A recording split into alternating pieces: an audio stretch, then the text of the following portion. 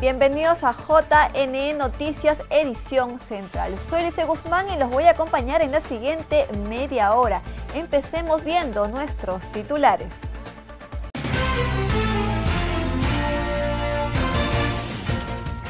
Comisión Internacional de Juristas respalda autonomía del JNE y la OMPE.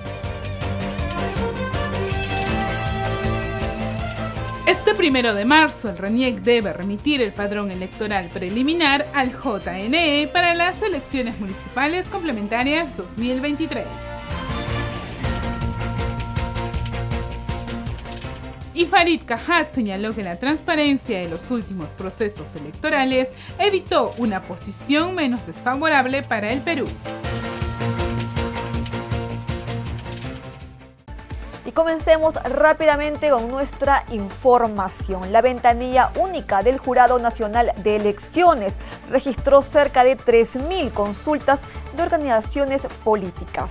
En dichas búsquedas revisaron los antecedentes de más de 46.000 probables postulantes. La ventanilla única de antecedentes para uso electoral del Jurado Nacional de Elecciones registró 2.825 consultas efectuadas por organizaciones políticas inscritas y en proceso de inscripción para conocer los antecedentes de sus posibles candidatos a los comicios internos de las elecciones municipales complementarias 2023. Así, hasta el 31 de enero pasado, plazo límite para ingresar candidaturas al sistema de declara internas de la entidad electoral. Dicho número de consultas comprendió la revisión de información de 46.124 ciudadanos que efectuaron las agrupaciones a fin de seleccionar postulantes idóneos para las citadas elecciones internas del 26 de febrero y el 5 de marzo próximo. Entre los partidos políticos que hicieron uso de la plataforma informática figuran el Partido Morado, con una visita, y el Frente Popular Agrícola del Perú, con 2.816. Este último aún se encuentra en proceso de inscripción. También hizo lo propio un movimiento regional, Socios por Ancash, efectuando 8 ingresos.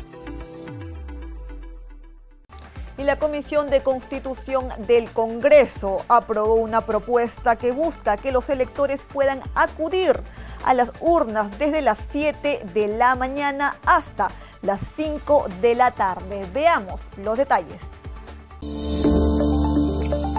La Comisión de Constitución del Congreso aprobó extender el fin de semana la duración de las jornadas electorales a 10 horas, desde las 7 de la mañana hasta las 5 de la tarde. Esta iniciativa, que fue planteada desde la Oficina Nacional de Procesos Electorales, busca facilitar el acceso de los ciudadanos a su derecho al voto, ello con el fin de evitar la aglomeración de votantes y seguir la experiencia de otros países como Chile, Bolivia, Argentina, Ecuador, entre otros. En este predictamen, aprobado en la comisión que preside el parlamentario Hernando Guerra, también se ha propuesto que los reclusos que no tengan sentencia firme puedan ejercer su derecho al sufragio en los centros penitenciarios.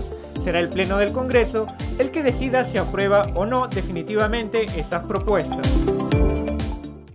Y atención a la siguiente nota, pues una comisión del Legislativo aprobó una propuesta que plantea que los reclusos que no tengan sentencia firme puedan ejercer su voto. Veamos. La Comisión de Constitución del Congreso ha propuesto y aprobado en su grupo de trabajo que las personas que se encuentren en prisión y no tengan una condena firme, es decir, en segunda instancia, pueden ejercer su voto cuando haya jornadas electorales. Acorde con la propuesta, ello permitiría a los reclusos ejercer su derecho al sufragio en los centros penitenciarios donde se encuentran internados. Para ello se deberán instalar mesas de sufragio en las cárceles, previa coordinación con el INPE y la Oficina Nacional de Procesos Electorales.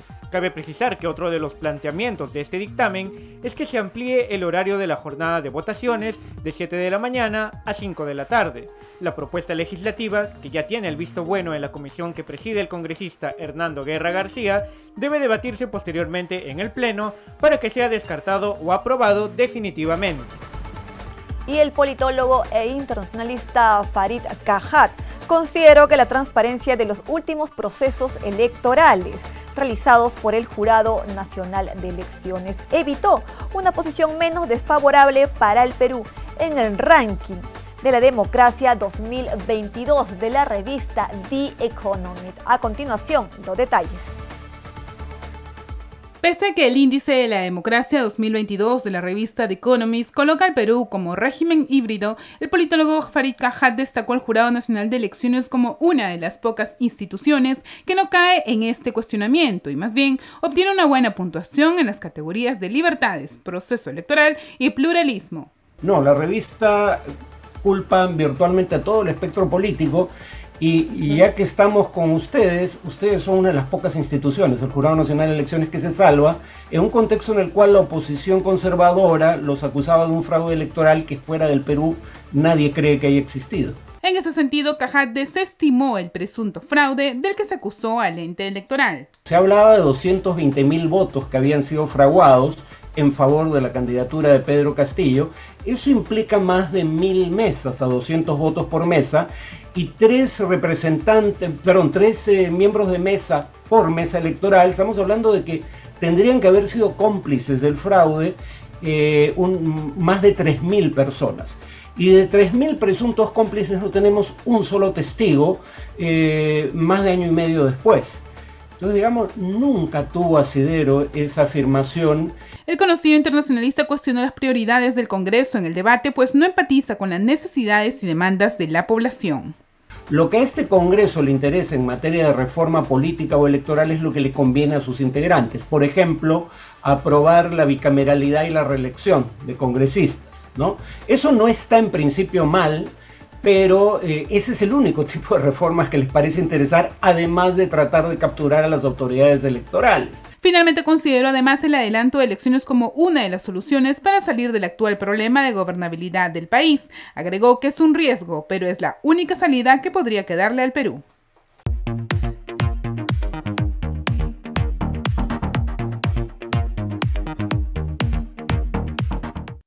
La Comisión Internacional de Juristas respalda la autonomía de los organismos electorales, vale decir, Jurado Nacional de Elecciones y la OMPE. Y para hablar un poco más acerca de este tema, está con nosotros el señor Santiago Cantón.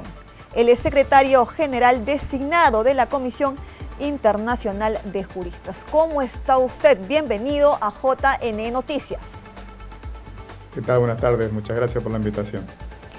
Gracias a usted por estar hoy aquí con nosotros. Como sabrá, el 30 de enero la Comisión Internacional de Juristas emitió un comunicado en donde expresó su preocupación por la crisis actual que vive nuestro país, ¿no? Lamentable. Entonces, a 2 semanas de este pronunciamiento, ¿cómo analiza este panorama que estamos viviendo aquí?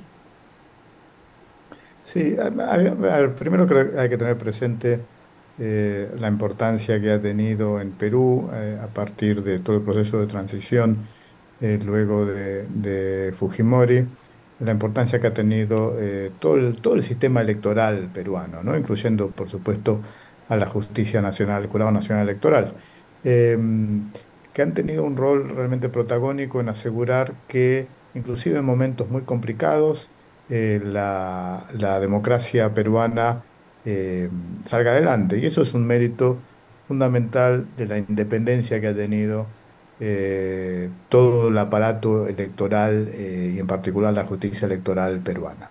Y eso es así en varios países de la región, donde hemos visto cómo en las reformas de los 90, principios de este siglo, se hicieron cambios para lograr fortalecer a los sistemas electorales.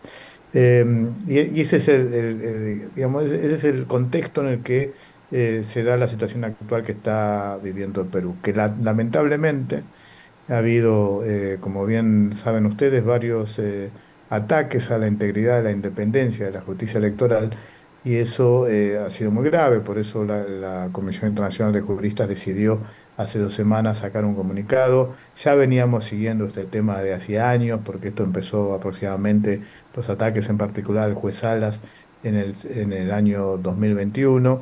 Por lo tanto, sí es un tema que nos preocupa mucho y que preocupa mucho el Estado de Derecho en Perú en general. Claro, entonces usted ha visto casos similares, ¿no? Donde se ataquen a los organismos electorales en otros países. Y por ejemplo, hoy en día, yo no diría el nivel del ataque fuerte que está teniendo en este momento la justicia electoral y en particular el juez Salas, pero por ejemplo en México hay una movida del presidente de México para tratar de intervenir la independencia del Instituto Nacional Electoral Mexicano, que también ha sido histórico en lograr avanzar la democracia mexicana durante las últimas 2, 3 décadas. Nosotros estamos viviendo un retroceso de Estado de Derecho en toda la región, lamentable. La tercera ola democrática que se inicia a fines de los 80 en América Latina está retrocediendo fuertemente. Y en ese contexto de retroceso, las elecciones son el pilar fundamental del sostenimiento de la democracia. Y eso están buscando algunos gobiernos autoritarios claramente tratar. Gobiernos autoritarios o partidos políticos están tratando de revertir ese fuerte Estado de Derecho, y uno de los caminos naturales para hacerlo es a través de intervenir los poderes electorales.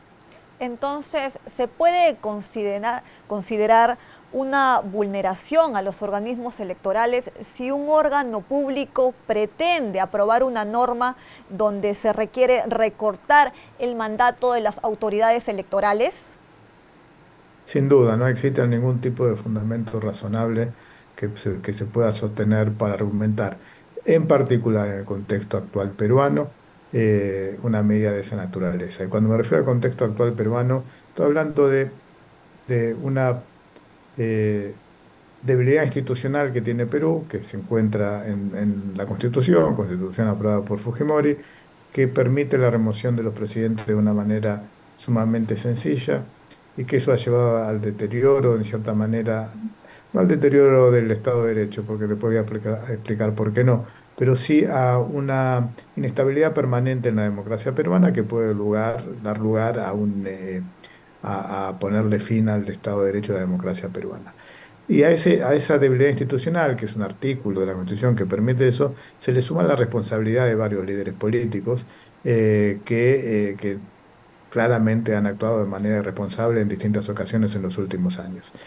Ese contexto es el que se da actualmente. Entonces, en ese contexto, buscar limitar la independencia de la justicia electoral claramente es un grave atentado a la democracia y al Estado de Derecho. Asimismo, la Comisión Interamericana de Derechos Humanos ha dictado algunas medidas cautelares a favor del Jurado Nacional de Elecciones. Por favor, si nos podría detallar alguna de ellas para que los ciudadanos lo tengan un poco más claro. Claro, a ver, en primer lugar es importante tener presente el hecho, en primer lugar, que se haya acudido a la Comisión Interamericana de Derechos Humanos indica también el nivel de dificultad que se está atravesando en este momento en el Perú. Y en segundo lugar, que la Comisión Interamericana de Derechos Humanos haya otorgado medidas cautelares indica claramente la gravedad de la situación, claramente porque en muy raras ocasiones la Comisión Interamericana otorga medidas cautelares. Posiblemente otorgue el menos del 10% de las solicitudes que recibe todos los años de medidas cautelares.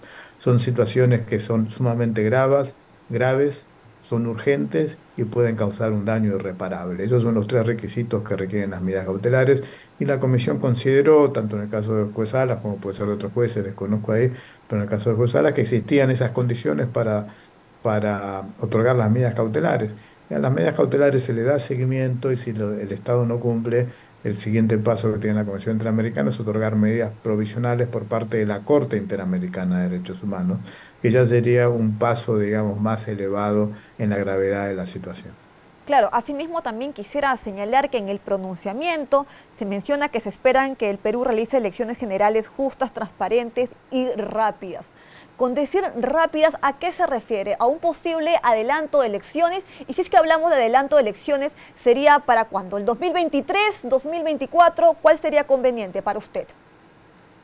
Esa claramente se escapa a lo que yo pueda opinar. Es una decisión que tiene que tomar claramente el gobierno, el pueblo peruano. Pero lo que sí está claro es que no se puede demorar irrazonablemente la necesidad de que haya un proceso electoral para salir de esta situación.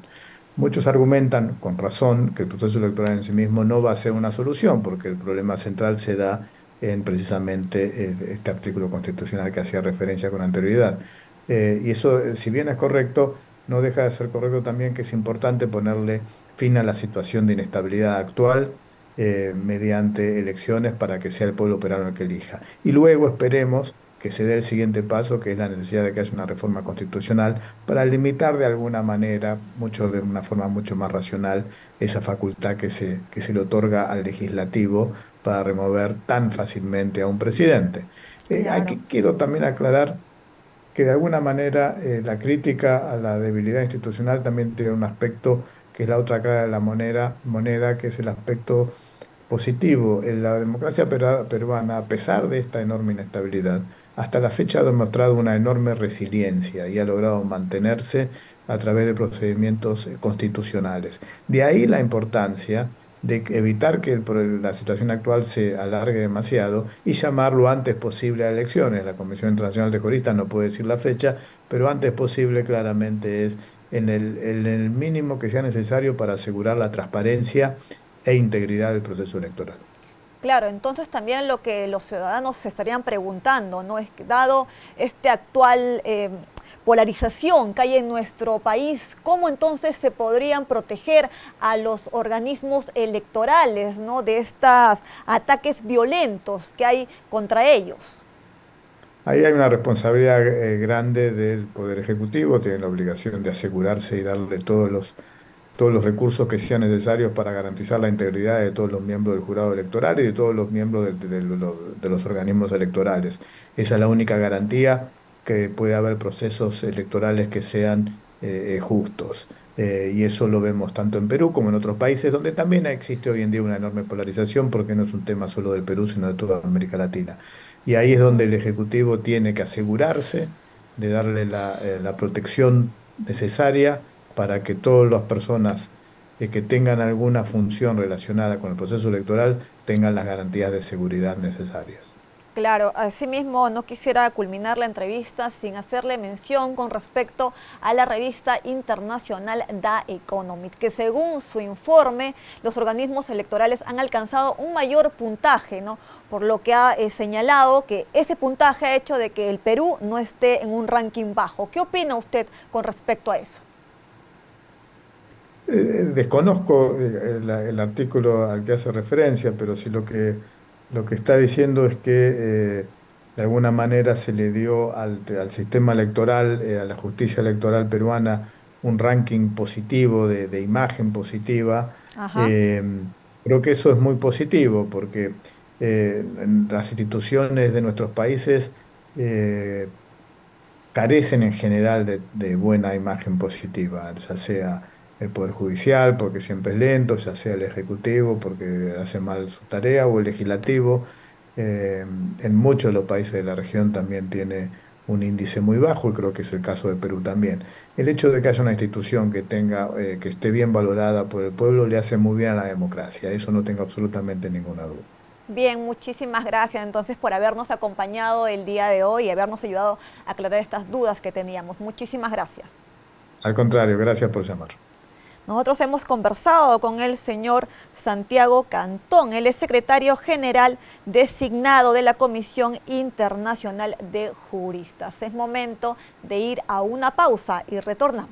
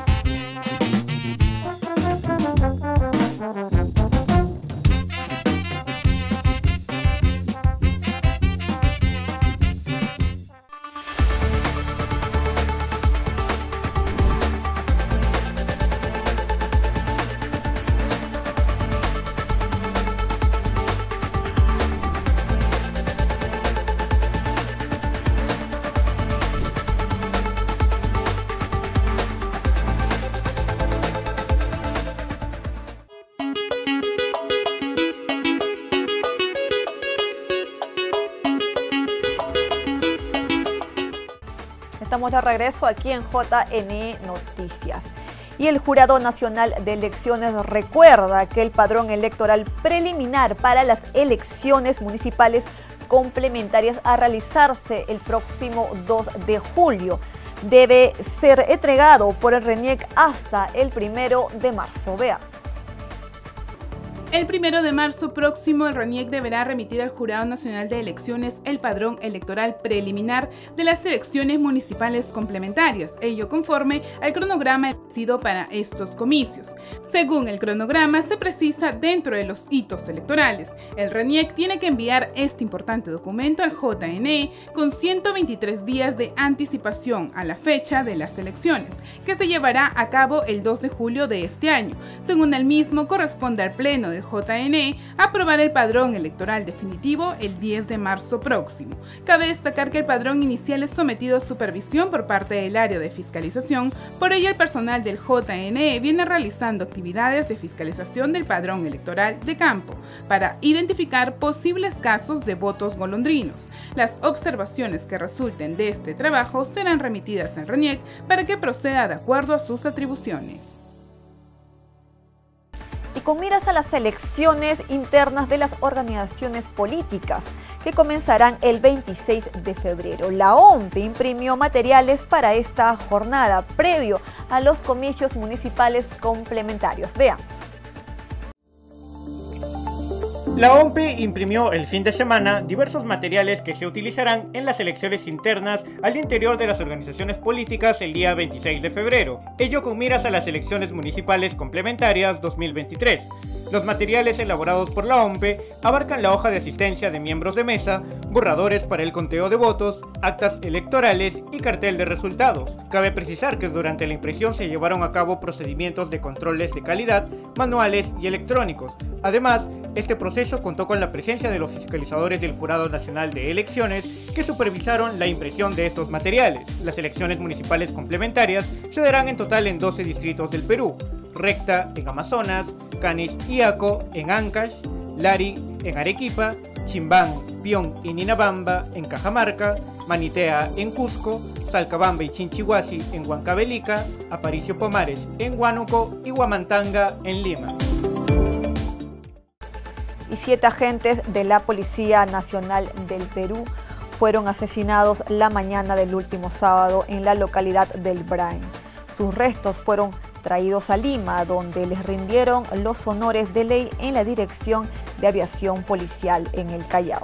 Luego se trasladaron sus restos a la Dirección de Operaciones Especiales en Atevitarte, donde se llevó a cabo una ceremonia similar que contó con la presencia de la Presidenta de la República, Dina Boluarte. Cambiando de información, les comentamos que declaran intangible el Centro Histórico de Lima. Más de 10 kilómetros quedaron prohibidos para manifestantes. Veamos. Luego que se declarase intangible el Centro Histórico de Lima, quedaron prohibidas las concentraciones públicas que pongan en riesgo la seguridad o salud pública. Así lo definió el Consejo Metropolitano de la capital. La decisión se dictó de forma indefinida y quedarán prohibidas para manifestantes alrededor de 10 kilómetros.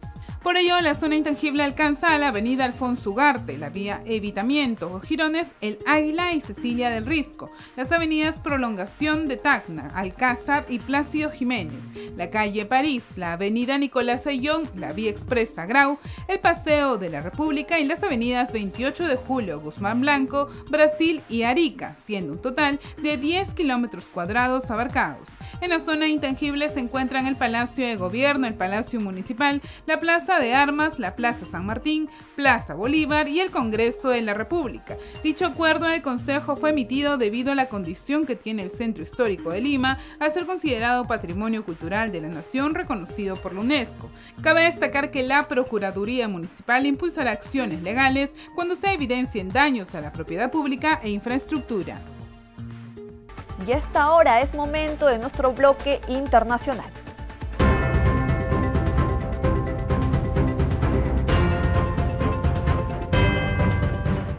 Y el gobierno de los Estados Unidos derribó el fin de semana un nuevo objeto no identificado que sobrevoló el territorio aéreo en Canadá.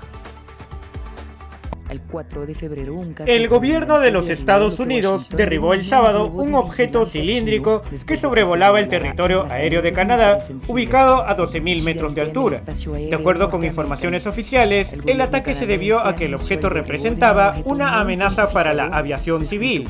Distintos aviones de combate intervinieron así en esta operación para reducir al objeto, que se encontraba a 160 kilómetros de la frontera con Estados Unidos y al noroeste de Canadá. Las autoridades de Estados Unidos precisaron también que el objeto difiere del globo de vigilancia chino derribado el pasado 4 de febrero en Carolina del Sur. Tanto el primer ministro de Canadá, Justin Trudeau, así como el mandatario norteamericano Joe Biden, se contactaron para proceder con el derribo del objeto. Además, el artefacto ya había sido identificado y monitoreado en las últimas 24 horas previas a su eliminación. Hasta el momento, se desconocen el origen y el propósito de dicho sobrevuelo. Y les tenemos una buena noticia porque Idea Internacional informa a los usuarios de la Ciudad Blanca que regresa la obra teatral Cuestión de Orden. Las funciones están programadas para este 3, 4 y 5 de marzo, las mismas que serán gratuitas en el Teatro Umbral de Arequipa. La obra se centra en la historia de una junta vecinal donde debaten proyectos de desarrollo formulados por los ciudadanos y se da con el objetivo de visibilizar diversas problemáticas sociales que usualmente no son atendidas por las autoridades. Bien, con esa información nosotros nos despedimos. Gracias por habernos acompañado aquí en JN Noticias Edición Central. Nos reencontramos el día de mañana. Los dejo con imágenes de Cajamarca.